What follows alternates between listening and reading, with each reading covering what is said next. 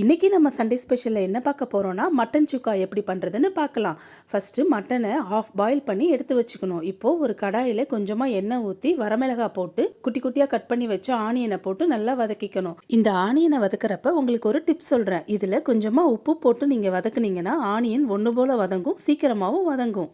வேக வச்சுருந்த மட்டனை அதோட தண்ணியோடு சேர்த்து ஊற்றி அதில் கொஞ்சமாக மஞ்சத்தூள், மிளகாத்தூள், உப்பு போட்டு நல்லா மூடி வேக வைக்கணும். இப்போது இந்த தண்ணியெல்லாம் நல்லா சுண்டி ட்ரையாக வர வரைக்கும் நம்ம மூடி போட்டு நல்லா கிளறி விட்டு வேக வைக்கணும். அப்பப்போ மூடியை திறந்து நல்லா கிளறி விட்டு வேக வைங்க. இப்போது தண்ணி நல்லா வத்திருச்சு, மட்டனும் நல்லா வெந்துருச்சு, நல்லா சாஃப்டாக பஞ்சு போல் இருக்குது. இப்போ பாருங்கள், நான் திறந்து காட்டுறேன் எவ்வளோ நல்லா வந்திருக்கு பாருங்கள். இப்போ கடைசியாக இதில் கொஞ்சமாக பெப்பர் போட்டு நல்லா கிளறி இறக்கிட்டிங்கன்னா நம்மளுடைய சூப்பரான மட்டன் சுக்கா ரெடி. நெக்ஸ்ட் வீடியோவில் உங்களை பார்க்குற வரைக்கும் பாய் ஃப்ரம் லச்சு விலாக்ஸ்.